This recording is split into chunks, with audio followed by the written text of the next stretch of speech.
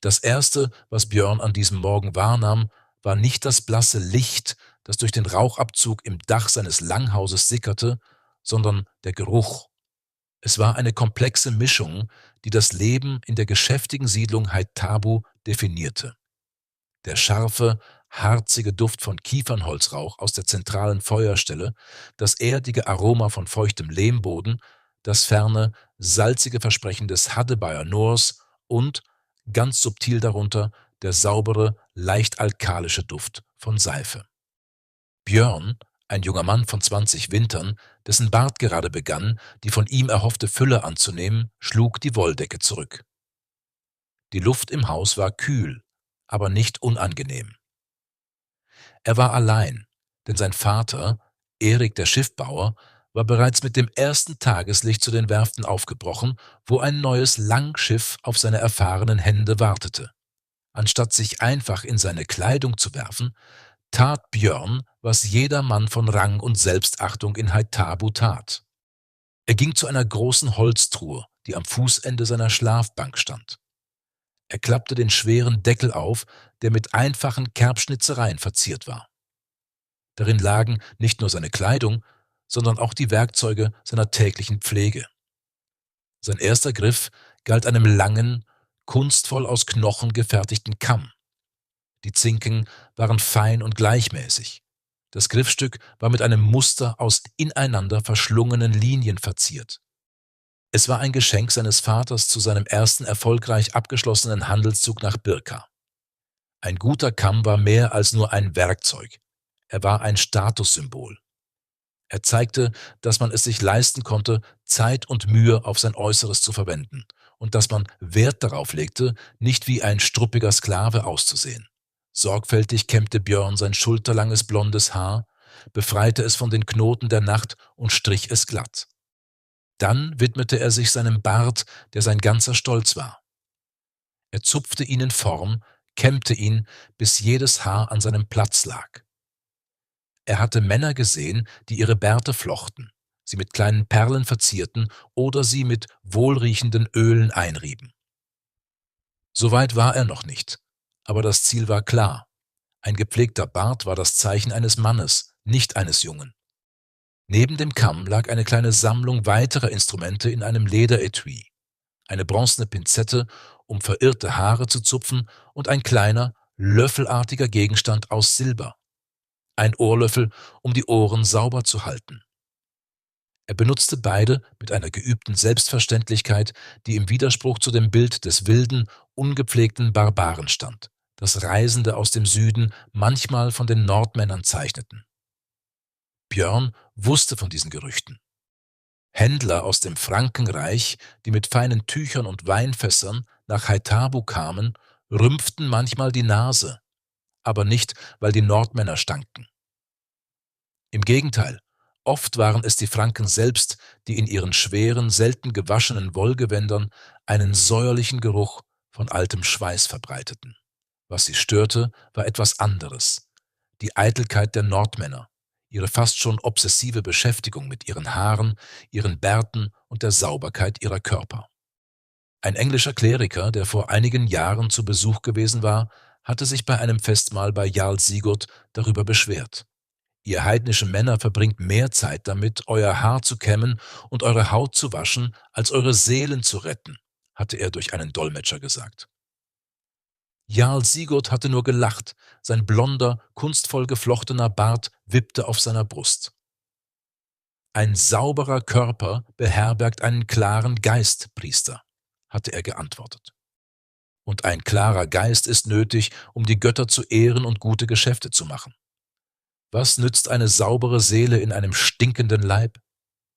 Nachdem Björns Haar und Bart zu seiner Zufriedenheit gerichtet waren, zog er sich an. Eine einfache Leinentunika für den Alltag, eine Hose aus strapazierfähiger Wolle und weiche Lederschuhe. Er schlüpfte in einen Wollumhang, der mit einer einfachen Fibel an der Schulter befestigt wurde, nahm einen Eimer und verließ das Langhaus. Draußen war die Siedlung bereits zum Leben erwacht. Rauch stieg aus den Dächern der Grubenhäuser der Handwerker. Das Hämmern eines Schmieds hallte durch die Luft, vermischt mit dem Blöken von Schafen und den Rufen der Händler am Hafen. Björns Ziel war jedoch nicht der Hafen, sondern das Badehaus am Rande der Siedlung. Es war ein einfaches, aber funktionales Gebäude aus Holz, in dessen Innerem große Steine erhitzt wurden. Wasser wurde über die heißen Steine gegossen, um dichten Dampf zu erzeugen. Hier, in der feuchten Hitze, traf man sich nicht nur zur Reinigung. Es war ein sozialer Ort, ein Ort des Gesprächs und des Austauschs von Neuigkeiten. Björn betrat das dampfgeschwängerte Innere. Mehrere Männer saßen bereits auf den Holzbänken, ihre Körper glänzten im Halbdunkel. Der Geruch von Birkenzweigen lag in der Luft. Man schlug sich mit den Bündeln aus frischen Zweigen, den sogenannten Vita, sanft auf die Haut, um die Poren zu öffnen und den Kreislauf anzuregen. »Guten Morgen, Björn«, grunzte ein älterer Krieger namens Kettel, dessen Körper von Narben übersät war. »Bereit für den Laugar-Dagr?« Björn nickte. Laugar-Dagr, der Waschtag. Der Tag, der später bei den Engländern als Samstag bekannt werden sollte, war der wöchentliche Badetag, ein fester Bestandteil des Lebens. Aber die meisten wuschen sich, so wie Björn, viel öfter, wenn nicht sogar täglich. Sauberkeit war eine Notwendigkeit in den oft engen und überfüllten Langhäusern, eine Möglichkeit, Krankheiten und Ungeziefer fernzuhalten. Er goss Wasser aus seinem Eimer in eine Wanne, gab ein Stück der harten, selbstgemachten Seife hinzu und begann sich zu waschen. Die Seife wurde aus Tierfett und Asche hergestellt und war stark alkalisch. Sie reinigte nicht nur, sie hatte auch einen bleichenden Effekt. Viele Nordmänner, besonders die Eitleren unter ihnen, wuschen ihr Haar und ihren Bart mit dieser Seife, um sie heller und blonder erscheinen zu lassen. Ein Schönheitsideal, das weithin bewundert wurde. Während er sich wusch, lauschte er den Gesprächen. Es ging um den Preis für Bernstein aus dem Baltikum, um ein fränkisches Handelsschiff, das bald erwartet wurde, und um die wachsende Bedrohung durch die Slawen an der südlichen Grenze. Hier im Badehaus, entkleidet von Rang und Rüstung, waren alle Männer gleich. Ein sauberer Körper war die gemeinsame Grundlage. Frisch gewaschen und mit klarem Kopf verließ Björn das Badehaus. Die Welt schien heller, die Luft frischer. Er fühlte sich bereit für den Tag. Als er zurück zu seinem Langhaus ging, sah er eine Gruppe von Frauen am Brunnen, die ihre Wäsche mit Waschbrettern und Seife bearbeiteten. Ihre Kleider, obwohl einfach im Schnitt, waren oft in leuchtenden Farben gefärbt. Blau aus der Weidpflanze, Rot aus Krapp, Gelb aus dem Färberwau. Ein weiteres Zeichen dafür, dass das äußere Erscheinungsbild eine große Rolle spielte. Björn dachte an die Geschichten, die er gehört hatte. Geschichten von angelsächsischen Frauen, die sich angeblich zu den Nordmännern hingezogen fühlten. Nicht, weil sie brutale Eroberer waren, sondern weil sie sich regelmäßig wuschen, ihre Bärte pflegten und saubere Kleidung trugen. Er wusste nicht, ob das wahr war, aber es erschien ihm logisch. Wer wollte schon einen Mann, der roch wie ein alter Ziegenbock? Er betrat wieder das Langhaus. Der Geruch von Rauch und Seife umfing ihn wie eine vertraute Umarmung. Er war ein Wikinger, ein Sohn des Nordens. Und das bedeutete, ein Krieger zu sein, ein Händler, ein Entdecker. Aber es bedeutete auch, einen Kamm zu besitzen und zu wissen, wie man ihn benutzt. Der Mythos des schmutzigen Barbaren war eine Geschichte für jene, die zu weit weg waren, um die Wahrheit zu riechen. Und die Wahrheit roch nach sauberer Haut, frischer Wolle und dem unverkennbaren Duft von Birkenrauch. Nachdem er seine morgendlichen Rituale beendet und eine einfache Mahlzeit aus Haferbrei und getrockneten Beeren zu sich genommen hatte, machte sich Björn auf den Weg zum Hafen. Hier pulsierte das Herz von Haithabu. Der Lärm war ein ständiges Crescendo aus den Rufen der Seeleute in verschiedenen Zungen, dem Kreischen der Möwen, dem Quietschen von Tauen und dem Rollen von Fässern über hölzerne Stege. Die Luft war dick vom Geruch von geteertem Holz, geräuchertem Fisch, feuchter Wolle und dem salzigen Schlick des Noors. Sein Vater, Erik, stand an einem der Hauptstege neben aufgetürmten Ballen von Fellen und sorgfältig in Leinen gewickelten Blöcken von Bernstein. Erik war ein Mann, dessen Statur und Hände von jahrzehntelanger harter Arbeit mit Axt und Dechsel geformt waren. Sein graumelierter Bart war zu 2 dicken Zöpfen geflochten, die auf seiner Brust ruhten. Obwohl er gerade von der schmutzigen Arbeit an einem Schiffsrumpf kam, waren seine Hände und sein Gesicht sauber und er roch nach frischer Luft und Sägespänen. Neben ihm stand eine Gruppe von Männern, deren Erscheinung einen scharfen Kontrast bildete. Sie waren Franken, angeführt von einem Händler namens Arnaud. Arnaud war in leuchtend blaue und rote Stoffe gekleidet, die in Haithabu ein Vermögen wert waren. Eine schwere goldene Fibel hielt seinen Mantel zusammen und an seinen Fingern blitzten Ringe. Er war ein Mann von offensichtlichem Reichtum, aber als er näher kam, bemerkte Björn etwas anderes.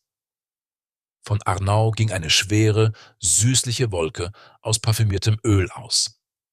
Es war ein Versuch, Luxus zu verströmen, doch für Björns feine Nase schien es eher dazu zu dienen, einen darunter liegenden säuerlichen Geruch von ungewaschenem Körper und lange getragener Kleidung zu überdecken. »Die Qualität ist unbestreitbar, Erik«, sagte Arnaud auf gebrochenem Nordisch, das von den harten, rollenden Rs seiner Muttersprache geprägt war. Er ließ einen Brocken rohen Bernsteins durch seine Finger gleiten, der in der Morgensonne wie gefrorenes Licht leuchtete. »Aber der Preis? Die Götter müssen wissen, ihr haltet uns für den Kaiser Karl selbst.« Erik lachte, ein tiefes, dröhnendes Geräusch. »Dieser Stein hat eine lange Reise hinter sich, Arnaud. Von den fernen Küsten des Ostens, durch die Hände vieler Männer. Sein Preis erzählt die Geschichte dieser Reise, und meine Felle werden eure feinen Damen im Winter wärmen wie keine andere.« Björn beobachtete das falschende Ritual schweigend. Er sah, wie Arnaud nach der Berührung eines Biberfells unauffällig seine Fingerspitzen an seiner Tunika abwischte. Er sah den leichten Ausdruck des Unbehagens in den Augen des Franken, als ein grobschlächtiger Hafenarbeiter mit nacktem, verschwitztem Oberkörper lachend an ihnen vorbeiging. Arnaud und seine Männer waren eine Insel der farbenfrohen, parfümierten Anspannung in einem Meer von pragmatischer, sauberer Betriebsamkeit. Während sein Vater verhandelte, schweifte Björns Blick über den Hafen. Er sah Krieger, die von einer Fahrt zurückkehrten und als erstes ihre Waffen und dann sich selbst reinigten. Er sah Frauen, die die langen Haare ihrer Kinder kämmten und nach Läusen absuchten. Eine alltägliche, aber wichtige Aufgabe. Er sah einen jungen Mann, der nicht viel älter war als er selbst, wie er am Ende eines Stegs saß und mit einer kleinen Klinge sorgfältig seine Fingernägel säuberte. All dies waren alltägliche Anblicke, die er nie in Frage gestellt hatte. Aber durch die Augen des Franken schien er sie plötzlich neu zu sehen. War dies wirklich Eitelkeit? Oder war es nicht vielmehr eine Form von Respekt? Respekt vor sich selbst, vor den Göttern, die einem diesen Körper gegeben hatten, und vor den Menschen, mit denen man lebte und arbeitete. Ein Mann, der sich nicht pflegte, der stank und Ungeziefer geplagt war eine Beleidigung für die Gemeinschaft. Er zeigte, dass ihm das Urteil seiner Mitmenschen gleichgültig war, und ein solcher Mann war nicht vertrauenswürdig. Die Verhandlungen zogen sich hin. Erik und Arnaud konnten sich nicht auf einen Preis einigen. Schließlich schüttelte Arnaud den Kopf, ein Ausdruck von Frustration und einer gewissen Herablassung auf seinem Gesicht. »Ich muss dies mit meinen Partnern besprechen«, sagte er steif. »Wir werden morgen wiederkommen.« Erik zuckte nur mit den Schultern. »Die Felle und der Bernstein werden morgen noch hier sein. Aber das Wetter könnte umschlagen und euer Schiff sitzt dann vielleicht im Hafen fest.« Arnaud würdigte ihn keiner weiteren Antwort. Er drehte sich um und sprach auf Fränkisch zu einem seiner Begleiter, offensichtlich im Glauben, nicht verstanden zu werden.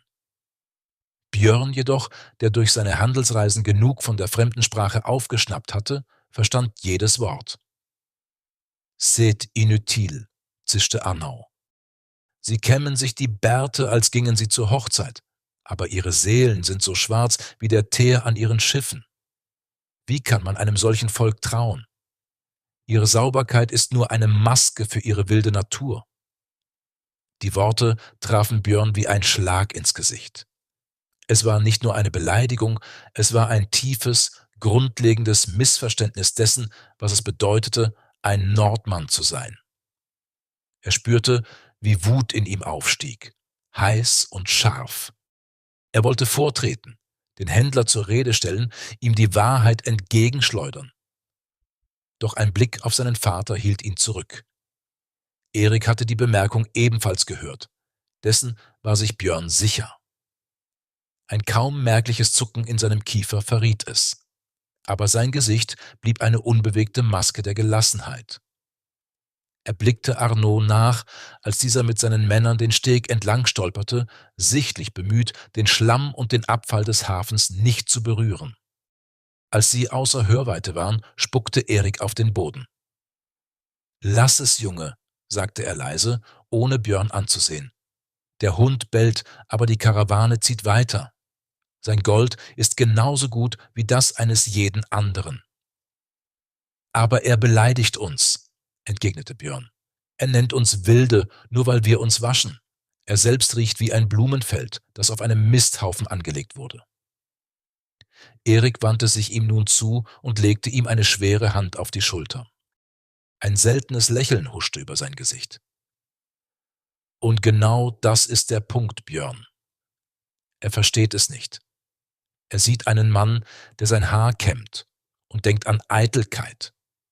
Er sieht nicht den Krieger, der sich auf die Schlacht vorbereitet, indem er seinen Geist und seinen Körper reinigt. Er sieht nicht den Händler, der seine Kunden respektiert, indem er ihnen sauber gegenübertritt.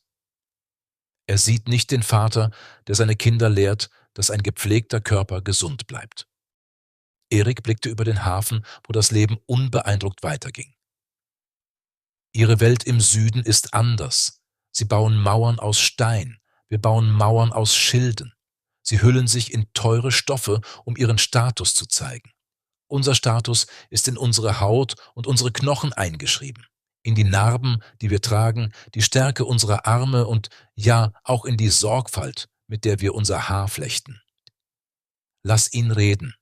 Seine Worte sind nur Luft, aber dieser Geruch von Misstrauen, der ist schwerer abzuwaschen als der Schmutz eines ganzen Winters.« Björn schwieg. Die Wut war einer kühlen Nachdenklichkeit gewichen. Sein Vater hatte recht. Es ging nicht um eine einfache Beleidigung, es ging um zwei Welten, die aufeinanderprallten und sich gegenseitig durch einen Schleier aus Vorurteilen und Unverständnis betrachteten. Und Björn erkannte, dass es nicht ausreichte, einfach nur sauber zu sein. Man musste auch verstehen, warum man es war. Es war ein Teil ihrer Identität, so tief verwurzelt wie die Geschichten von Odin und Thor. Und diese Identität war es, die der Franke mit seinem süßlichen Parfüm und seinen verächtlichen Worten angegriffen hatte. Die verächtlichen Worte des Franken hatten in Björn etwas entzündet. Es war nicht mehr nur eine Frage der persönlichen Gewohnheit, sondern eine des Stolzes. In den folgenden Tagen, während die Verhandlungen mit Arnaud stockten und der Franke missmutig durch die Siedlung schritt, begann Björn, seine eigene Kultur mit wacheren Augen zu betrachten. Er sah nicht mehr nur die Handlungen, sondern die Bedeutung dahinter. Und bald sollte sich ihm die perfekte Gelegenheit bieten, diese Bedeutung in ihrer ganzen Tiefe zu verstehen. Das jährliche Frühjahrsthing stand bevor. Die große Versammlung aller freien Männer der Region, bei der Gesetze gesprochen, Urteile gefällt, Ehen geschlossen und wichtige politische Entscheidungen getroffen wurden. Es war das Fundament ihrer Gesellschaft, ein Ereignis von höchster Wichtigkeit, bei dem jedermann nicht nur für sich selbst, sondern für seine ganze Sippe stand. Die Vorbereitungen in Haithabu begannen eine Woche vor der Versammlung. Und diese Vorbereitungen waren, wie Björn nun bewusst wurde, untrennbar mit dem verbunden, was Arnaud als eitle Putzsucht missverstanden hatte. Das gesamte Langhaus wurde auf den Kopf gestellt. Seine Mutter, Sigrid, eine resolute Frau, mit Händen, die ebenso geschickt mit dem Webstuhl wie mit dem Kochlöffel waren, organisierte die große Reinigung. Der alte, zertretene Bodenbelag aus Binsen und Kräutern wurde herausgefegt und verbrannt. Der Lehmboden wurde frisch gestampft und mit einer neuen Schicht duftenden Grases und Kräutern wie Mädesüß und Odermännich bedeckt, die nicht nur gut rochen, sondern auch Ungeziefer fernhielten. Die rußgeschwärzten Wände wurden abgebürstet, die Holzbänke geschrubbt und die gewebten Wandteppiche, die von den Reisen seines Vaters erzählten, wurden ausgeklopft, bis sie staubfrei in ihren satten Farben leuchteten. Ein Mann, der vor dem Thing spricht, dessen Wort Gewicht haben soll, kann nicht aus einem unordentlichen Haus kommen, erklärte Sigrid ihm, als er sie fragte, warum sie sich solche Mühe machten. Das Haus ist der Spiegel der Familie. Unordnung bedeutet einen unordentlichen Geist. Und einem unordentlichen Geist traut man nicht zu, über Recht und Gesetz zu urteilen. Noch wichtiger aber war die Vorbereitung der Kleidung. Sigrid holte die besten Gewänder der Familie aus den großen eisenbeschlagenen Truhen. Für seinen Vater ein feines Wollhemd, das mit komplizierten roten Stickereien am Kragen und an den Ärmeln verziert war. Für sich selbst ein blau gefärbtes Leinenkleid, das sie mit einer Kette aus Glasperlen und Silbermünzen tragen würde. Für Björn hatte sie eine neue Tunika aus dunkelgrüner Wolle gewebt. »Du bist jetzt ein Mann, Björn«, sagte sie und hielt ihm das Kleidungsstück hin. »Du wirst vielleicht nicht sprechen auf dem Thing, aber du wirst stehen und zuhören. Und die Leute werden dich ansehen und deinen Vater in dir erkennen. Deine Erscheinung ist seine Ehre und die Ehre unserer Familie.« Er sah zu, wie sie die Kleidungsstücke vorbereitete. Sie benutzte keine einfachen Bügeleisen wie die reichen Franken. Stattdessen hatte sie einen großen, glatten Stein, den sie im Feuer erhitzte, und einen faustgroßen, gläsernen Glätter. Mit dem heißen Stein und dem Glas glättete sie sorgfältig den feuchten Wollstoff, presste Falten hinein, die so scharf waren wie die Schneide eines neuen Messers. Die Kleidung war nicht nur sauber, sie war makellos. Sie war ein Statement. Am Abend vor dem Thing saß Björn mit seinem Vater vor dem Langhaus und polierte die silbernen Beschläge seines Gürtels. Die Luft war erfüllt vom geschäftigen Treiben der Nachbarn, die alle mit ähnlichen Vorbereitungen beschäftigt waren. »Arnaud glaubt, wir tun all dies aus Eitelkeit«, sagte Björn leise. Erik blickte von seiner Arbeit auf, dem Schärfen seiner zeremoniellen Axt, die er morgen tragen würde. Sie war keine Waffe für den Kampf, sondern ein Symbol seiner Stellung als freier Mann und Waffenträger. »Arnaud versteht das Konzept der Ehre nicht auf unsere Weise«, antwortete er. »Seine Ehre hängt am Gewicht seines Goldes und an der Gunst seines Königs. Unsere Ehre hängt an unserem Wort, unserem Ruf und dem Respekt unserer Nachbarn.« Er hielt inne und prüfte die Schärfe der Klinge mit seinem Daumen. »Morgen, wenn ich vor die Versammlung trete, um für das Recht eines Nachbarn zu sprechen oder um über den Bau einer neuen Brücke abzustimmen, warum sollten die Männer mir zuhören? Weil ich lauter schreie als die anderen? Weil meine Axt schärfer ist?« Er schüttelte den Kopf. »Nein, sie hören mir zu, weil sie wissen, wer ich bin. Sie sehen, dass mein Bart gepflegt ist, was bedeutet, dass ich mir die Zeit für die Details nehme. Sie sehen, dass meine Kleidung sauber und gepresst ist, was bedeutet, dass ich mein Haus und meine Familie in Ordnung halte. Sie sehen, dass meine Waffen poliert sind, was bedeutet, dass ich bereit bin, für das Gesetz und die Gemeinschaft einzustehen.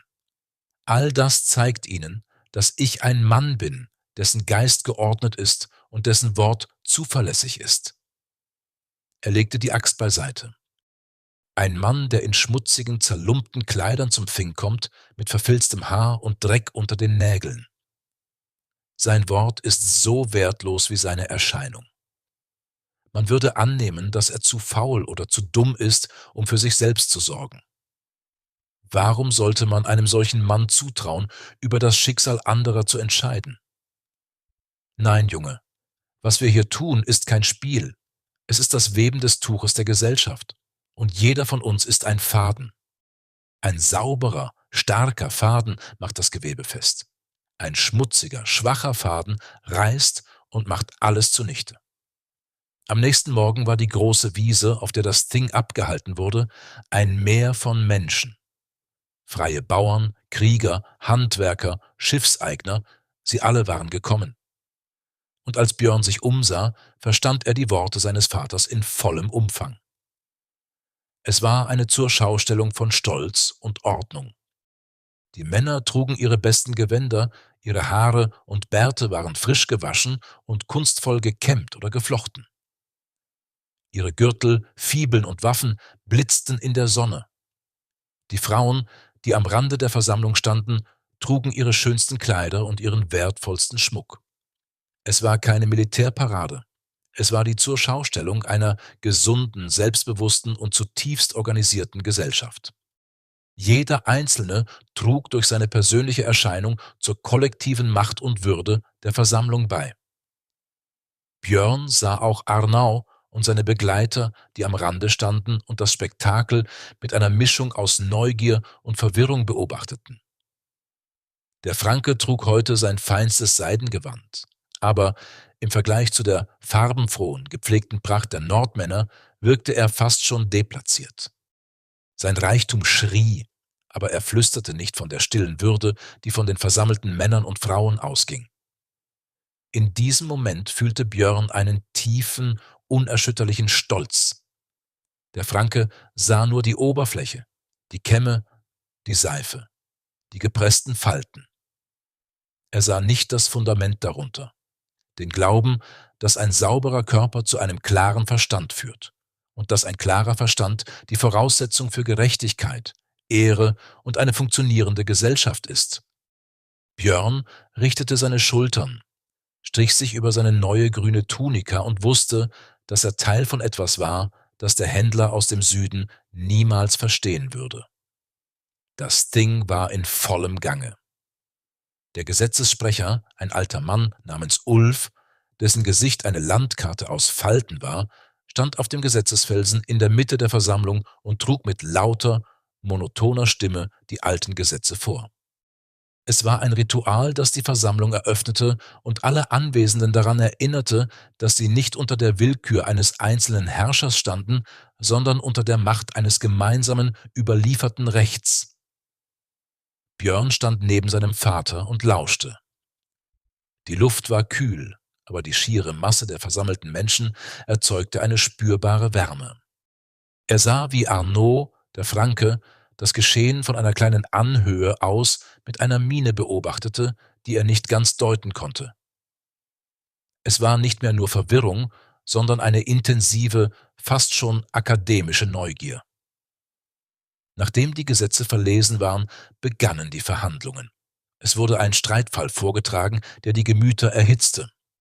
Ein Bauer namens Gunnar beschuldigte seinen Nachbarn Olaf, den Grenzstein zwischen ihren Feldern in der Nacht versetzt zu haben, um sich ein Stück wertvolles Ackerland anzueignen. Olaf, ein hitzköpfiger Mann mit einem wilden roten Bart, stritt die Vorwürfe lautstark ab und beschuldigte Gunnar seinerseits der Lüge und des versuchten Diebstahls. Die Stimmung wurde angespannt. Stimmen wurden lauter, und für einen Moment schien es, als könnte die Auseinandersetzung in Gewalt umschlagen. Dies war der Moment, den Arnaud wahrscheinlich erwartet hatte. Der Beweis für die unkontrollierte, barbarische Natur der Nordmänner. Doch dann trat der Gesetzessprecher vor. Er rief nach Zeugen. Mehrere ältere Männer, deren Familien seit Generationen auf diesem Land lebten, wurden aufgerufen, um über den alten Verlauf der Grenze zu berichten. Dann rief Ulf nach Erik, Björns Vater. Erik, Sohn des Leif, rief der Gesetzessprecher. Du bist ein Mann von Ansehen und ein geschickter Handwerker. Du hast für beide Männer Werkzeuge hergestellt und ihre Höfe gesehen. Dein Urteil ist klar und dein Wort gilt als wahrhaftig. Sprich, was du über diesen Streit weißt. Erik trat langsam in die Mitte des Kreises. Alle Augen waren auf ihn gerichtet. Er trug seine beste Tunika. Sein Bart war makellos geflochten. Seine Haltung war ruhig und aufrecht. Er war die Verkörperung der Ordnung und des Respekts, die er am Vorabend beschrieben hatte. »Ich kenne Gunnar und ich kenne Olaf«, begann Erik mit ruhiger, fester Stimme. Ich weiß, dass Gunnar ein fleißiger Mann ist, der sein Land ehrt. Und ich weiß, dass Olaf ein stolzer Mann ist, der schnell zürnt, aber dessen Herz am rechten Fleck sitzt. Er machte eine Pause und blickte die beiden Streitenden direkt an. Ich weiß aber auch, dass der Bach im letzten Frühling nach der Schneeschmelze seinen Lauf leicht verändert hat. Er hat an Olafs Ufer Land weggespült und es an Gunnars Ufer angeschwemmt. Der alte Grenzstein, der am Ufer stand, mag nun falsch erscheinen. Er schlug keine Lösung vor. Er stellte nur eine Tatsache fest. Aber seine ruhige, überlegte Art nahm der Auseinandersetzung die Schärfe. Er appellierte nicht an Emotionen, sondern an die Vernunft. Schließlich fällte der Gesetzessprecher das Urteil. Es war ein Kompromiss, der auf Eriks Beobachtung und dem Zeugnis der Ältesten basierte. Die Grenze wurde neu vermessen, wobei der veränderte Bachlauf berücksichtigt wurde. Um den Frieden zu sichern, wurden beide Männer dazu verurteilt, gemeinsam ein Opfer für Thor und Freyja zu bringen, um den Segen für ihre Felder zu erbitten. Sie mussten sich vor der gesamten Versammlung die Hände reichen und schwören, den Streit beizulegen. Sie taten es, wenn auch widerwillig, und legten ihre Hände auf einen heiligen Eidesring, den der Gesetzessprecher hielt. Der Streit war beigelegt. Nicht durch Äxte und Schwerter, sondern durch Worte, Zeugenaussagen, Gesetze und den sozialen Druck einer Gemeinschaft, die Ordnung über Chaos stellte. Björn wagte einen Blick zu Arnau. Der Franke stand wie erstarrt da. Sein Mund war leicht geöffnet. Er hatte keinen Ausbruch von Barbarei gesehen. Er hatte ein funktionierendes Rechtssystem bei der Arbeit beobachtet, das ebenso komplex und bindend war wie sein eigenes, wenn auch theatralischer und öffentlicher. Er hatte gesehen, wie ein Mann, dessen gepflegtes Äußeres er als Eitelkeit abgetan hatte, durch die reine Kraft seines Ansehens und seiner Vernunft einen gewalttätigen Konflikt entschärft hatte. Nachdem das Ding beendet war und die Menschen sich in kleineren Gruppen zerstreuten, um Handel zu treiben und Neuigkeiten auszutauschen, geschah etwas Unerwartetes. Arnaud kam auf Erik und Björn zu. Die herablassende Miene war aus seinem Gesicht verschwunden. An ihre Stelle war ein Ausdruck getreten, den Björn als widerwilligen Respekt deutete. »Erik, Schiffbauer«, sagte Arnau in seinem besten Nordisch. Er zögerte kurz, als suchte er nach den richtigen Worten. »Ich habe heute mehr gesehen als nur Männer, die um Land streiten. Ich habe ein Königreich gesehen, das nicht nur auf Schwertern, sondern auf Gesetzen ruht.« Er blickte Erik direkt an. »Euer Wort hat heute einen Kampf verhindert. Ein solches Wort ist vertrauenswürdig.« Er machte eine Pause. »Ich akzeptiere euren Preis für den Bernstein und die Felle.« Erik nickte nur langsam, ohne ein Lächeln oder einen Anflug von Triumph. »Gut, dann ist das Geschäft besiegelt.« Sie reichten sich die Hände.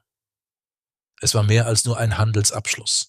Es war der Händedruck zwischen zwei Welten, die begonnen hatten, einander zu verstehen.